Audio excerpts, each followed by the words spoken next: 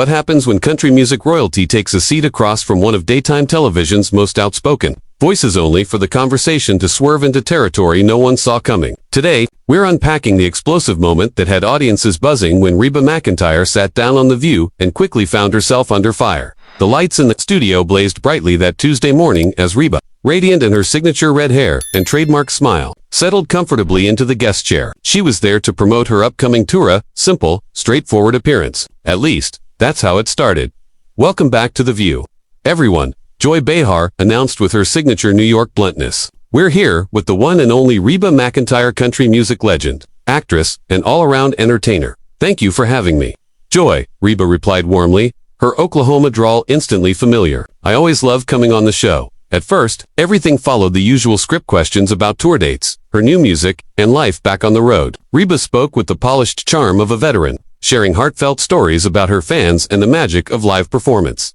Sonny Hostin leaned in. "Your fans are incredibly loyal. Reba, what is it about country music that creates such a powerful connection?" Reba's eyes sparkled. "Country music is storytelling. We sing about real life, losing jobs, finding love, missing home. When people hear those songs, they feel seen. They feel understood." The panel nodded in agreement, the conversation flowing smoothly until Joy shifted gears. Her tone sharpened, her expression tightened. "Speaking of your fans, Reba," Joy began, "a lot of them come from areas of the country that, let's be honest, don't always embrace progressive values. How do you reconcile performing for audiences that some might say struggle with basic decency on social issues?" The room stilled. Reba's smile faltered for the first time as she weighed her response. "Well, Joy," she said carefully, "I've always believed music should unite, not divide. My fans come from all walks of life, all political backgrounds. What brings them together is their love for the music and for honest storytelling." But Joy pressed harder. "Come on, Reba, we know country music appeals to a certain demographic, and that demographic overwhelmingly supports candidates and policies many find harmful. Don't you feel a responsibility to use your platform to set them straight?" Co-hosts shifted uncomfortably. Sarah N. glanced nervously between them. Alyssa Farrah Griffin looked as if she might intervene.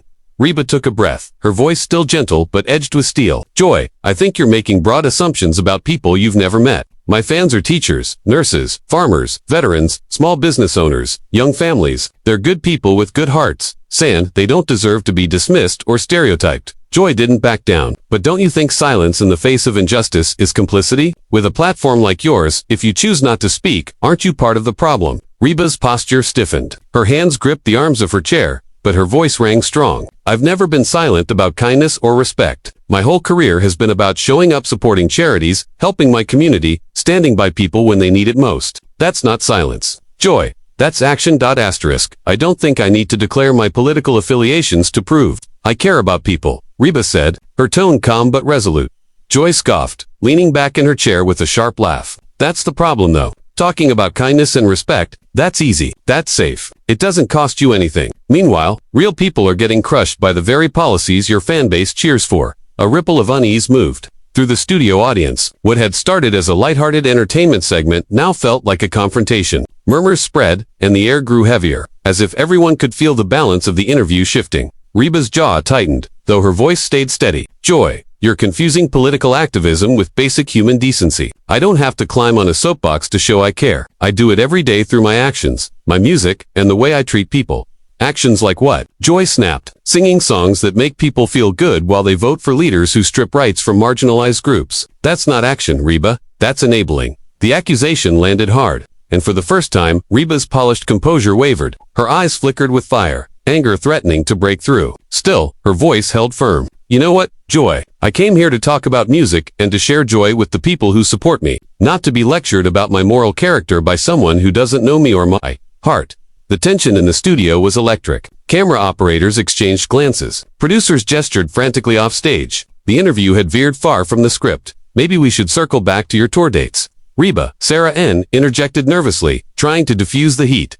But Joy cut her off, hand raised. "No, I think this is important. Reba, you can't just dismiss the conversation because it makes you uncomfortable. That's exactly the kind of privilege I'm talking about." The word hung in the air like a challenge. Reba's eyes widened, and something inside her shifted. The media-polished performer faded, replaced by the woman who had clawed her way out of Oklahoma ranch country with grit and resilience. "Privilege," Reba repeated, her voice low and sharp. "Joy, do you know where I come from? My daddy was a hired hand working other people's cattle because we couldn't afford our own land. My mama worked herself raw just to keep food on the table. I was singing in bars and county fairs before I was out of high school, getting turned down by record labels that said I wasn't pretty enough, young enough, or commercial enough. And you're telling me about privilege? Joy waved her hand dismissively. That's not the kind of privilege I mean, and you know it. I'm talking about the privilege of staying silent while others fight for their rights. The privilege of never having to worry about discrimination because you fit the acceptable narrative. Reba's voice sharpened, the first real crack in her professional mask. The acceptable narrative. Joy, I've been fighting my whole career to be taken seriously in an industry that tried to shove me into a box. I've been told I was too country, too old, too outspoken. I've had to prove myself again and again, while men with half my talent got twice the chances. Don't you dare tell me I haven't had to fight.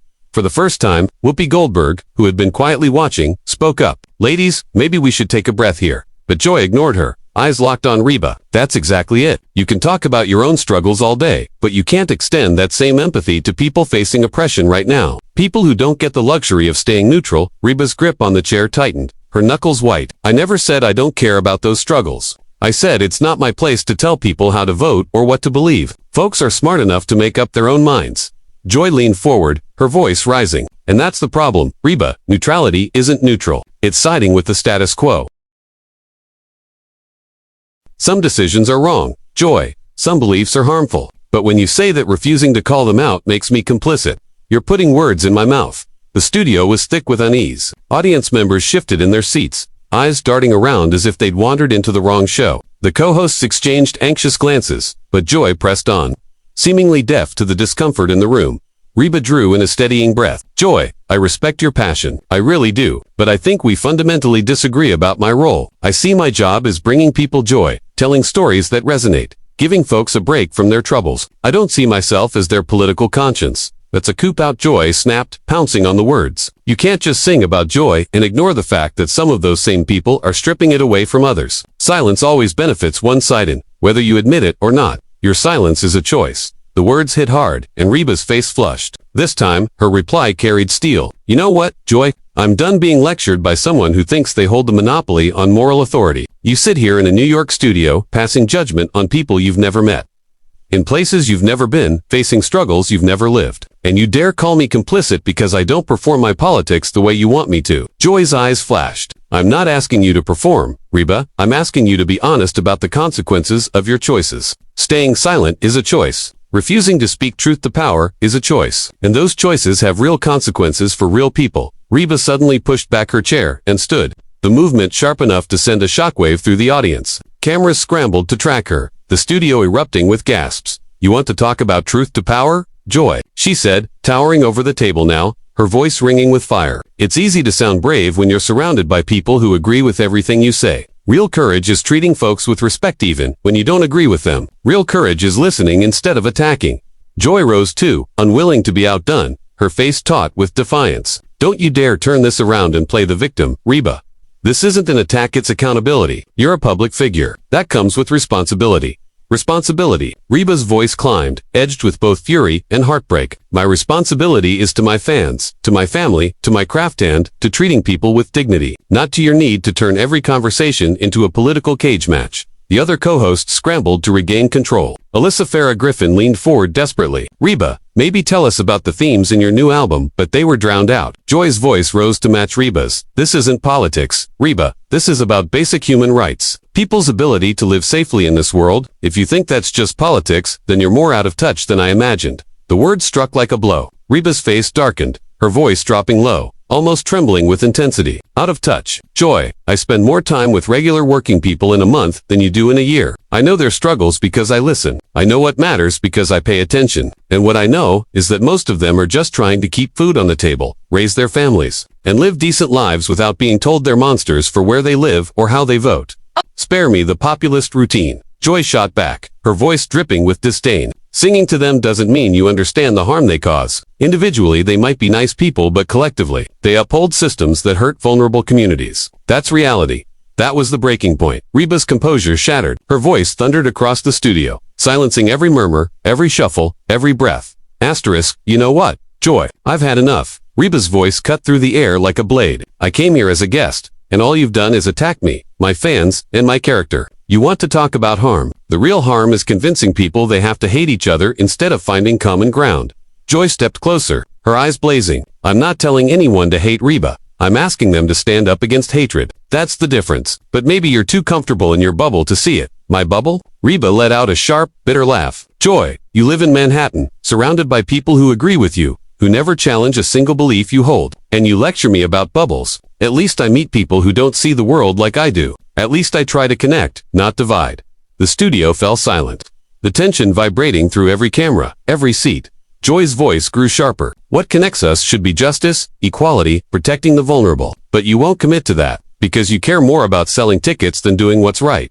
That accusation landed like a blow. Reba's face drained of color, then hardened. Her reply was low, deliberate, and deadly. How dare you? How dare you question my integrity, my heart, my values? You don't know the hours I've spent helping people, the money I've given, the causes I've stood for, and you don't get to judge me just because I don't perform my goodness on your terms. Joy didn't flinch. Then prove it. Right now, tell this audience you stand for equality. Say you oppose discrimination. Say it on camera for everyone to hear. Reba stared at her, disbelief etched across her face. You want me to perform for you, she said, her voice dripping with disgust. To recite your script so you can pat yourself on the back for another conquest. No, Joy, not because I don't believe in treating people with dignity, but because I won't be bullied into justifying myself to someone who already sees me as guilty. Joy threw her hands in the air. Exactly. You're proving my point. You care more about comfort than courage. That's privilege. Reba, that's what it looks like. Reba stepped back, her body stiff with finality. Then we're done here. I came to talk about music, not to be ambushed by moral grandstanding. Oh, poor you, Joy sneered. The wealthy country star playing the victim because she was asked to take a stand. Spare me.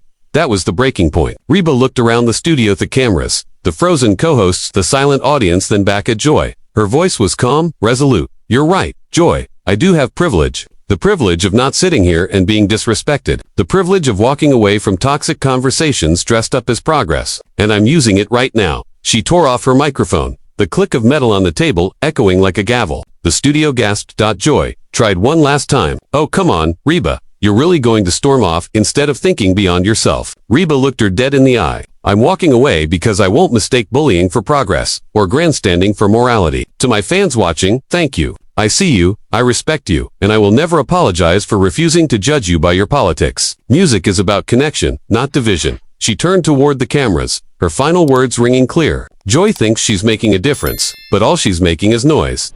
And with that, Reba McEntire walked off the set, leaving Joy Behar standing alone at the table, the audience stunned into silence.